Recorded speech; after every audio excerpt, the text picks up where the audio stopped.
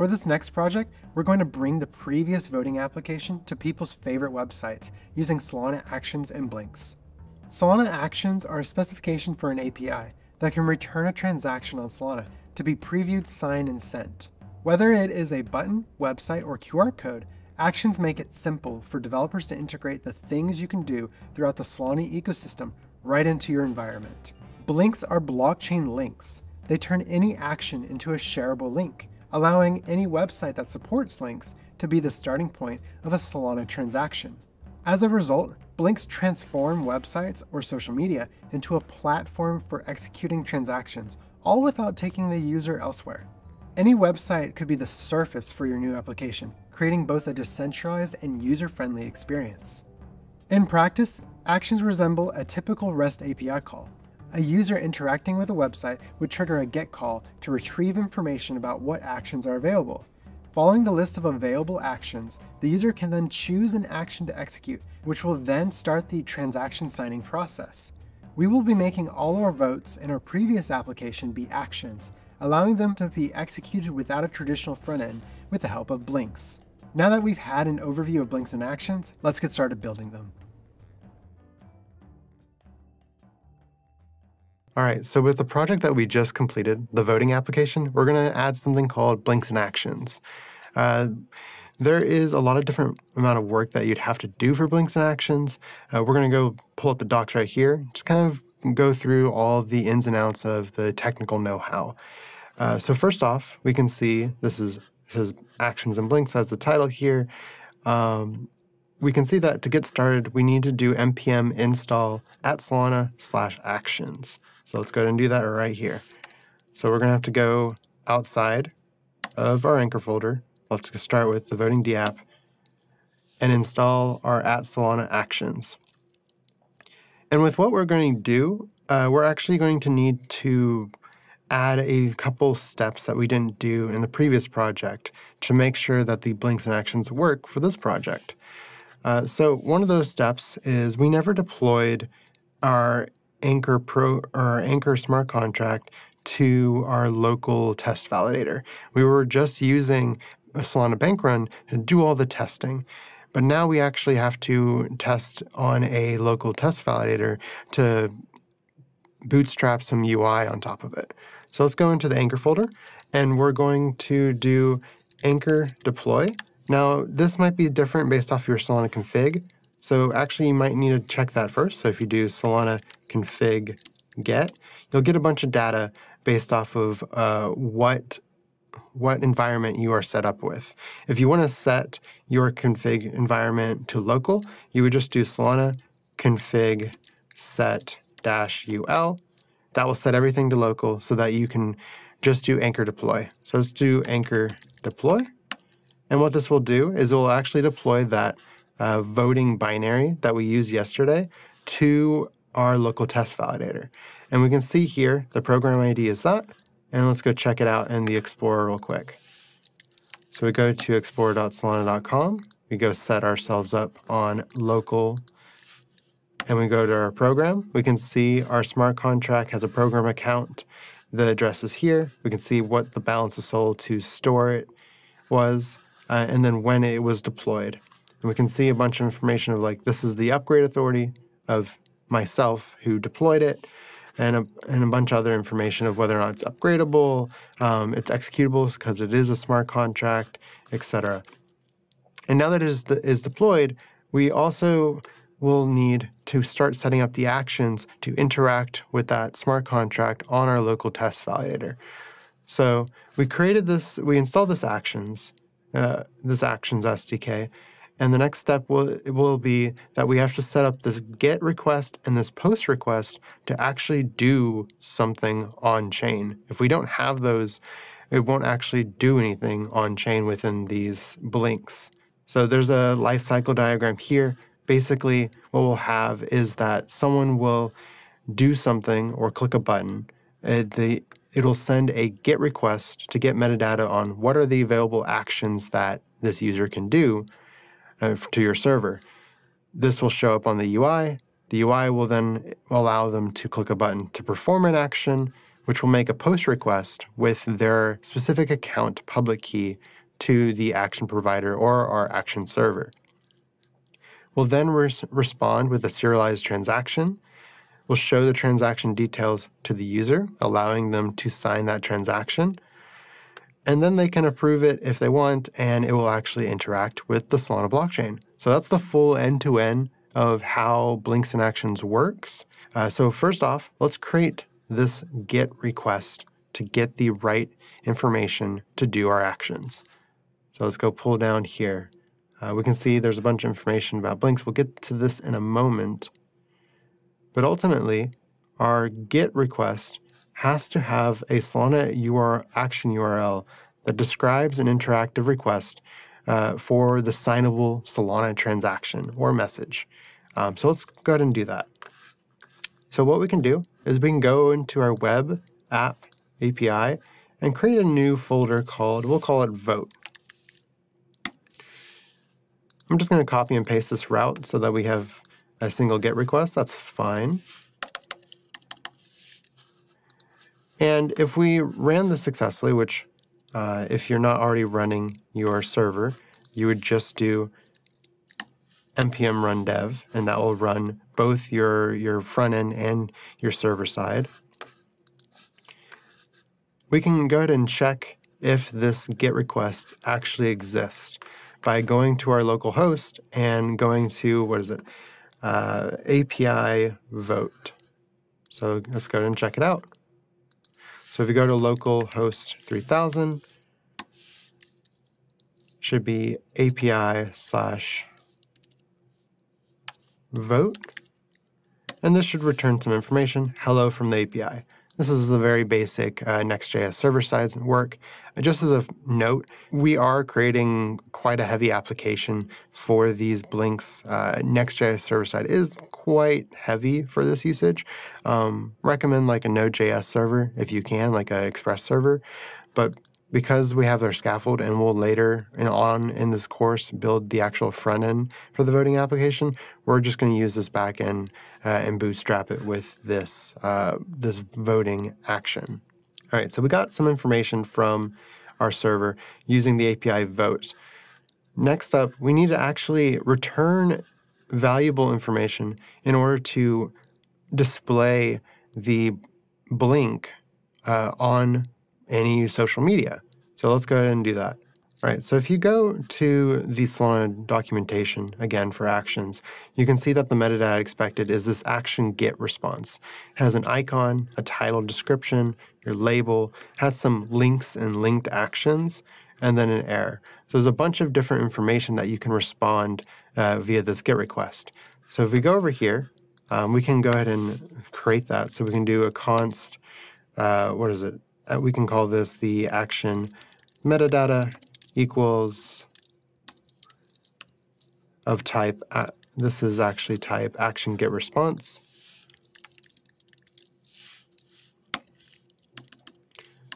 Equals, and now we're going to start filling in our metadata. Action metadata is required. Missing properties, yep. So it's just saying, hey, you're missing some properties, icon, title, description, and label. So we're going to fill those in real quick. I'm going to fill them in with nothing just so that everything will play nice, and then we'll actually fill in with the real information. So action, it's icon, title, description, and there's one other thing, and it's label. All right, so we have some basic action GET response metadata.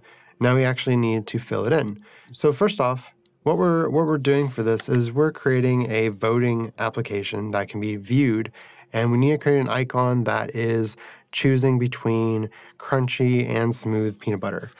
For completeness sake, or being able to get it done really quickly, we're just going to look up a peanut butter icon image and pull it from the web. So if we go to just a peanut butter image, I can just go grab some peanut butter. This one looks fine enough to me. And I'm just going to copy the address, and we're going to use that as the icon. All right, so now we have the title. We're going to say vote for your favorite type of peanut butter. That's going to be our full title, and then the description is vote between crunchy and smooth peanut butter. All right, so now we have this label. We can add something. This will be for a button. We'll just put it as vote for now. We're going to have to do some extra work in order to make it actually usable on the Blink, but I just want to showcase what it looks like. All right, so in order to return this response, we're going to return response.json and give back our action metadata. So there's our response. Everything's good. Now, we have this GET response, and let's go test it real quick. We can just refresh this GET request. We can see, hey, there's a nice little JSON that got returned. It has an icon, a title, description, label. Perfect. We have everything there. Now let's actually see it in the Blink. So in order to do that, there's a website called dial.to, and you would do, to test locally, the query parameter is action, Solana action, colon, and then whatever your localhost API is. Ours is localhost 3000 API vote, so let's go look at it. All right, so this is what's going to load your actual Blink so that you can view it and see what it might look like on a social media like Twitter or Reddit or whatever. Now you can see it's not loading. Now, I meant to go run into this error, and we'll see that it says something about CORS. Look at that. All right, so the vote ran into a CORS error. This is because, what is it, cross-origin resource sharing. It's to help protect you. We're going to do some things to get rid of this error, and this is just a common error people run into with Blinks. So let's go ahead and add that. What's really cool is we can just add this as headers, and it should be part of what is in the Solana Actions SDK, which provides a very nice headers for you to already use. All right, so what you would do is you would have headers, and you would have actions, CORS headers. You can see it's coming from the Solana Actions SDK. And so that should now give you all the information to properly serve your action via a Blink.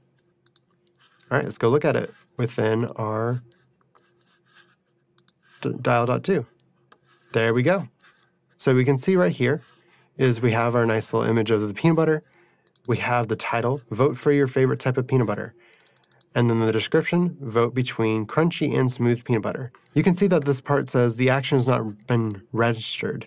Part of the whole system for onboarding Blinks today onto social media is you have to actually get your action registered via some kind of registry out there. There's one that's managed by Dialect. There might be more by the time this video is live. Basically, it's not registered. It's, hey, use at your own risk. We don't know what this actually does. That's okay for now. So we have our Blink. This is what it looks like. Looks really great. If we hit vote, nothing's going to happen. It's going to say failed to fetch. And that's because whenever you do the vote, we can see here via the network tab, it's going to try to, well, one, it's going to do a CORS error, and then it's also trying to do a post, and it's failing. So let's go ahead and go through that. So one thing to note is that as part of the full end-to-end for getting the post, we're going to also have to create an options return request.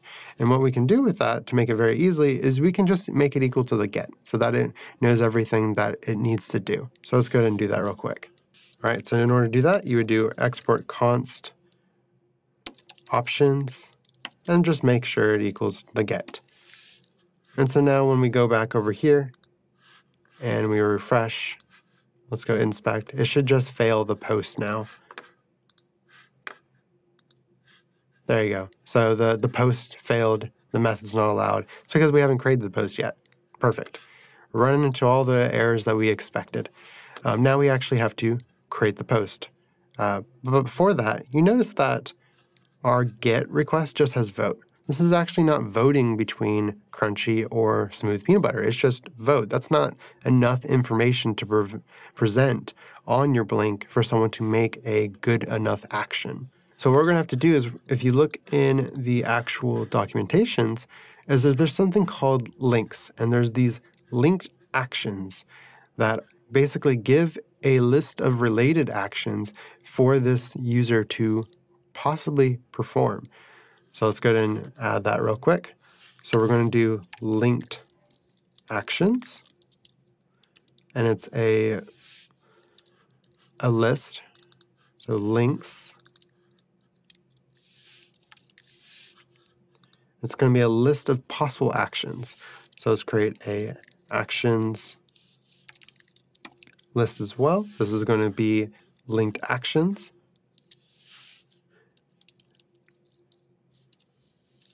Whoops. And let's go ahead and look at that and see what it's supposed to look like. Just as an example, it's always good to figure out what these things are supposed to look like ahead of time. So you can see here the interface for a linked action has the endpoint for the action, has a label. This is different from the original label we had, and a parameter for acceptable input if you want to give input on the actual blink. So we're going to have the action, and we can see it's a list of linked actions. We can see here it's already bringing some things up. We can pull these out because it's only, let's say it's only href and label.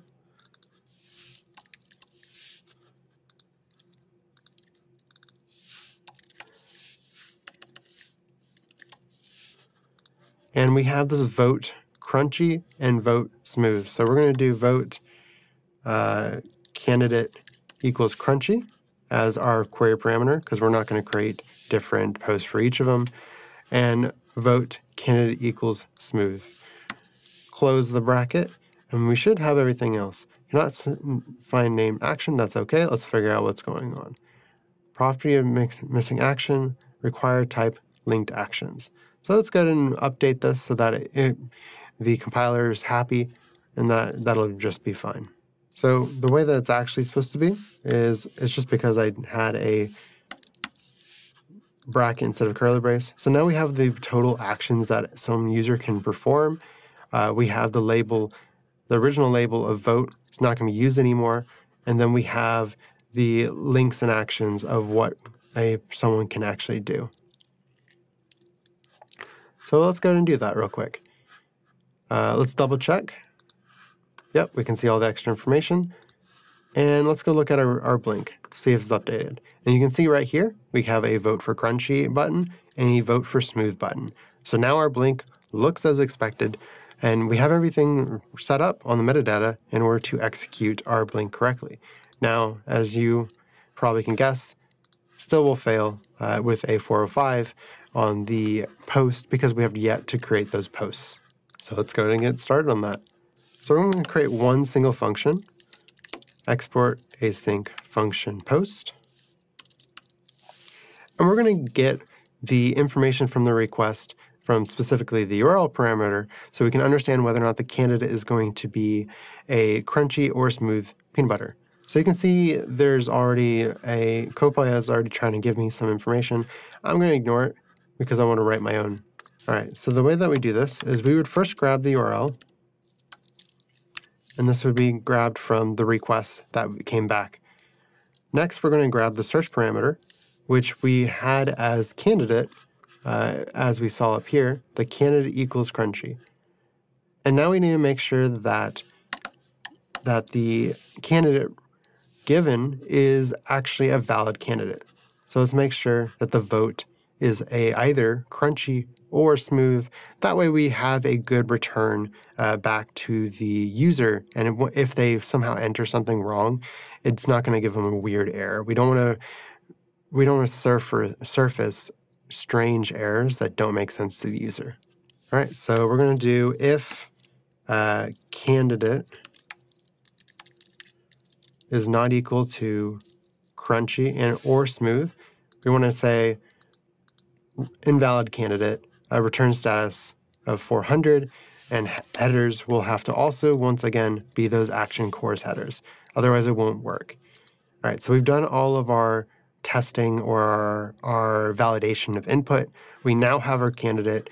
Now we have to actually create the transaction to send back. So in order to create transactions, we're going to have to need a few things. We're going to need a block hash, we're going to need the message, and we're going to need any signatures that we possibly need to be added to that transaction. Thankfully, this transaction does not need any signatures on the server side. Sometimes maybe you want to sign something server side. In this case, we don't care. So I'm going to create a connection. This will be part of web3.js. And we're going to have a connection off of HTTP. It's going to have to be 127.0.0.1 at 8080.99. This is our local test validator, and we're going to use the confirmation status of confirmed. And so what it's a commitment status. So commitment status, what that means is we have a few commitment status levels. There's a process level, there is a confirmed level, there's a finalized level. So those levels are telling you how certain they are of a transaction making it on the cluster. The processed ones, hey, I found it. It's not yet confirmed. Confirmed means it's confirmed by 66% of the actual cluster. And then finalized, it's confirmed by 66%, and there's been 31 blocks afterwards that were also confirmed. So finalized takes a lot longer. Confirmed is generally safe. At the time of recording, there's never been something that was confirmed that didn't make it to finalized. All right, so next up, what we're going to have to do is we have to grab all the information that we need to from the URL, namely the account that the user signed with on the Blink, in order to create the transaction successfully. And so the body of the post request, if you go look at the post request that is being built over here, so let's go look at the body of the post request. Payload. You can see that it's giving my public key that I have tied to this wallet to be used. So we have to go grab that right here. So it's going to be body of type action post request equals request.json. And I believe it's going to be, this is a promise. Yeah, so it returns a promise. So we need to await it. And so now we have the body. Now we need to go grab the account. So const voter equals body dot account. So this will have a type of account on the body. Now we want to make sure that this account is an actual valid account. So one thing that we can do real quick is we can do new public key, because we know it should be a public key, on the body of account. If it's not a public key, this will error, and that's fine. That's to be expected. So cannot find quick fix, just import it on web3.js if you haven't already. Now, if this does error, we want to make sure that it errors gracefully. So let's go ahead and add it over here. So I'm going to do if, we're going to do a try catch right up here.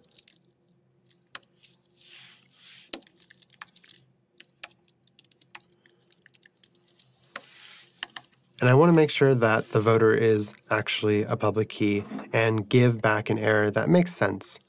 So we're going to return right over here, or we're going to try to make voter equals new public key body account, just like we did up above. We'll move it right over here. So if that passes, we can just move on. If it doesn't, we want to make sure we return a valid response. So it's going to be invalid count, 400 bad request. Same once again with the cores headers. All right, so we have that error. Perfect. Now let's actually start building that transaction.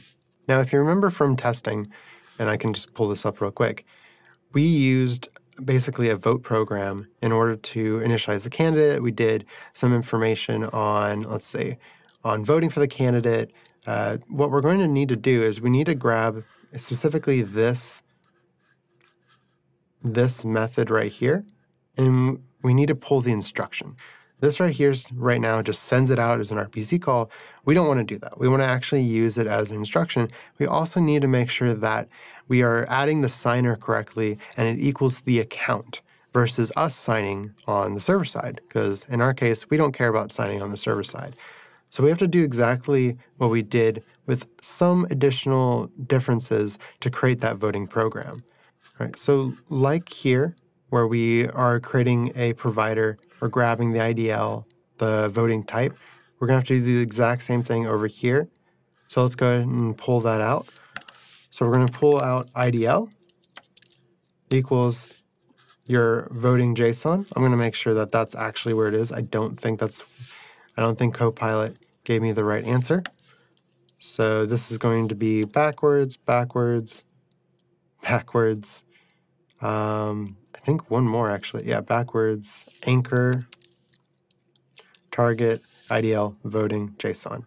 So you can think of that, like this is a lot. What's great is about on Next.js, you can just do this and it will pull you back to the web folder. Then you can just go back and move into the anchor. So we have the IDL, perfect. Now let's go also import voting, the voting type. And it's from target types voting, just like we did in the test. So now we have the voting type, we have an IDL, and now this is where it kind of different. It's a different thing because we need to create a provider to create this program. And we don't actually care to have a bank run provider because that's used for tests. We need to make sure that we use the right anchor provider in order to create our program on our specific post request. All right, so up here, what we're going to have to do is create the program. So program of anchor.program voting, because it's our voting program, equals new program. Don't actually think we need to do this anchor thing because we already have it imported, which is nice. Let's pull it in. New program of IDL, and it's asking for a provider. Our provider is just going to be our connection. So we need to make sure that this is after when we create the connection. All right, so let's go look at what error we got. Looks like it doesn't really know what this is. So let me go, expression is not constructible, no construct signatures. So this is probably something to do with Next.js. So part of Next.js, what you're going to have to do is you actually have to go update the Next.js config in order to properly do it. Also, I have two news here. Oh, it just worked out of the box. So normally, in case you run into this error, because sometimes you will, you're going to have to update the Next.js config in order to properly compile this correctly. This one we didn't have to because it seems to have recognized it perfectly. It's great. But just as a note, if you're running into problems with this specific one, you can just look it up. It's a common error. You'll just copy and paste your error, and you will be able to find it very quickly. But we have the program. Now we need to grab the instruction for voting. So we're going to grab the instruction right here, and it's going to be program.methods.vote. And if we remember from our counter spec, our test earlier, we're going to need to vote, we're going to need our specific ID and the actual smooth or crunchy. So let's just double check, smooth and crunchy. We want to make sure that it says crunchy capital and smooth capital, otherwise it won't be pulled in correctly via our smart contract. So we have crunchy and smooth. So we're going to go put that in there. That's going to be the vote. It's going to be the candidate if we set it correctly. Yep, candidate. So we're going to vote the candidate and then new anchor .bn of 1, because that's going to be the same thing as we had earlier. Anchor bn of 1, so that we have the right information of the poll ID to give. So it's saying that I haven't imported it, so let's go import anchor real quick. Actually, we can probably just pull in BN. Let's just pull in BN from anchor. That would be even better. There we go. So we have the vote. The last thing is we need the actual instruction because we're not going to be calling the RPC. All right, so we have an instruction. This returns a promise of instruction. Let's just await it because we don't want to just have a promise. So there we go. We have our vote instruction with the given candidate. Now, the one thing that we don't have on here is we don't have the accounts. So one of the accounts that is required is we're going to require the signer. And the signer is going to be the voter. And so that's all we need to add is the signer account. This is so that the instruction knows that, hey, I'm not signing it here. You're going to be signed somewhere else. And we should validate that the signer equals the person that passed in the original request via the blink. All right, so we have the instruction. Now we need to get a block hash. So let's go ahead and const block hash equals, it's going to be await get recent, not get recent block hash, but it's going to be a different RPC call. Let's go pull that out real quick. So not get recent block hash, but get latest block hash. And so this will give us some context. You can go look at this return. It has basically it tells you whenever this block hash expires. If we haven't learned already, block hashes expire after 150 confirmed blocks. So if you're trying to use it and it's too late, it's gone. This is to prevent replay attacks on Solana. It's all good to go. All right, so now let's create our transaction. So const transaction equals new transaction dot add instruction. And so this is a new type of a new transaction. It's going to say that I need it from Web3 address. There we go. We have the instruction. Now we're missing some things on this though. We have to be able to say, hey, what am I expecting and what's my block hash? So let's go ahead and add that as well. So the way that you do that is in here, you're going to add some information. You can see that it already knew some of it. It's going to be the block hash and the fee pair, but you can see, oh, this is not a valid thing. It's because it's a deprecated constructor.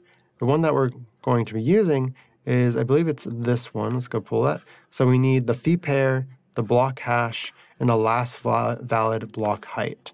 So let's go ahead and add that. So we have block hash equal to that block hash, and last valid block hash, block height, which will be block hash, and there should be a last valid block height on the block hash we got earlier. There we go. So we have the transaction now. And finally, we have to return it as an actual response back to the user on the blink. All right, so let's go ahead and do that. We're going to do const response equals await create post response. This is a thing from actions.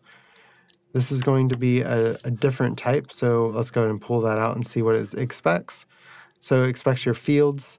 This field is just going to be the transaction. That's all we care about. So this is going to be of type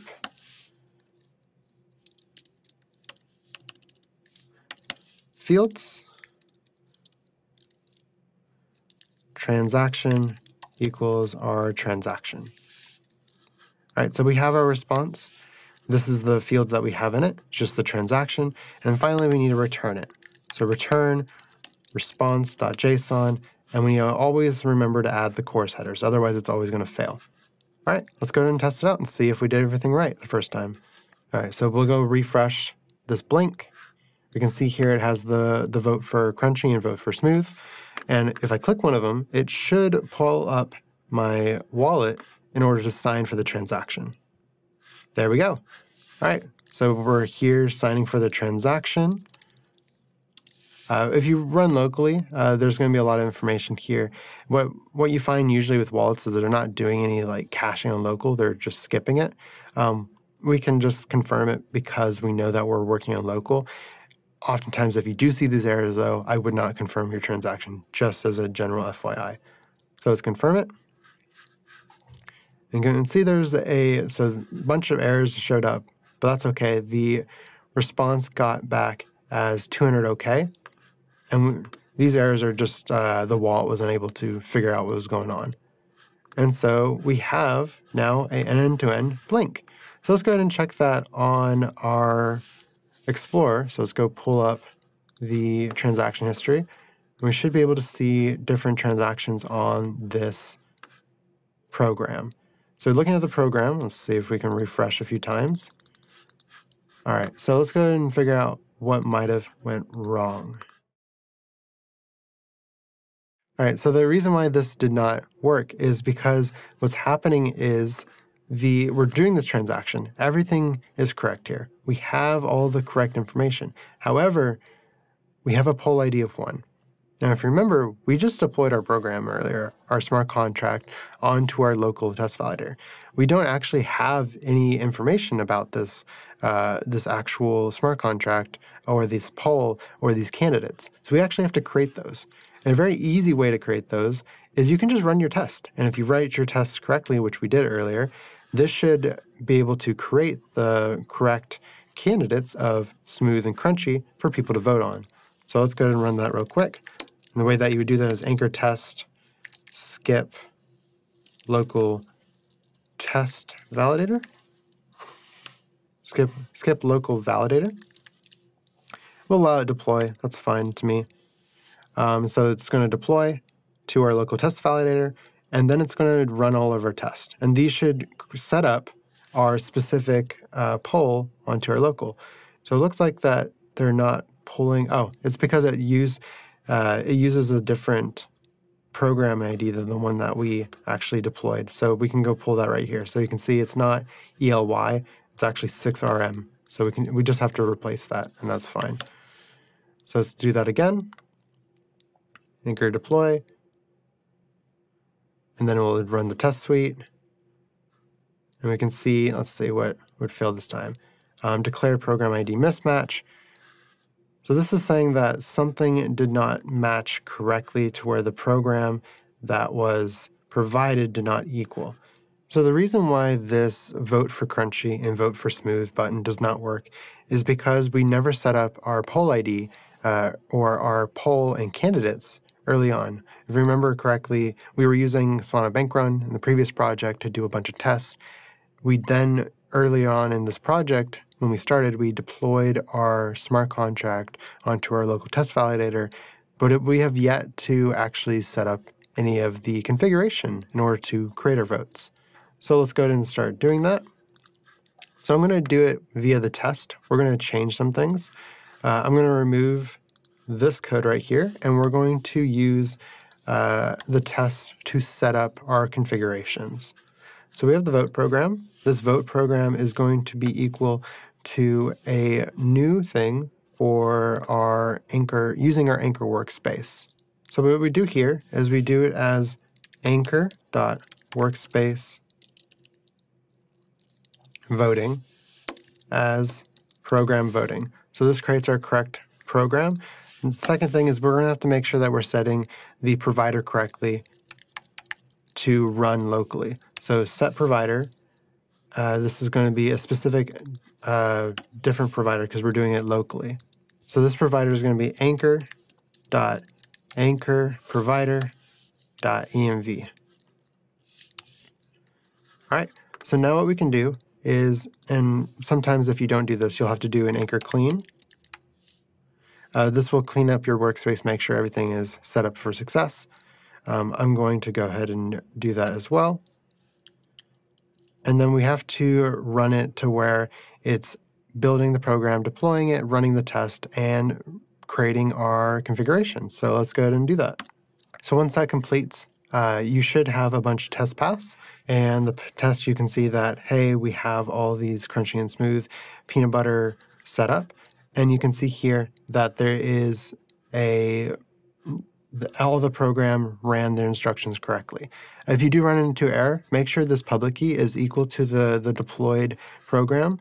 You can always check what program and public key that you are set up. But make sure it is always equal, otherwise you're going to run into issues. So let's go ahead and test our blink real quick. All right, so let us vote for smooth. It'll pull up here. and it will send the transaction over to our account. Let's go over to our program account, and we should be able to see, if we did everything correctly, a new transaction that at the very end, it's voted for candidate Smooth. Currently, I have 3 votes on my local one for Smooth, and everything was created successfully. So that is how you use blinks and actions, a very quick tutorial of how you create blinks and actions with a application on chain. So to recap what we did is we took over our voting app from the last project. We extracted a lot of the code of how to interact with the program. We created a server-side component via Next.js to serve the actions and allow people to get these serialized transactions. And then, finally, we were able to view the blink via Dialect's blink tester website and interact with it to test everything out.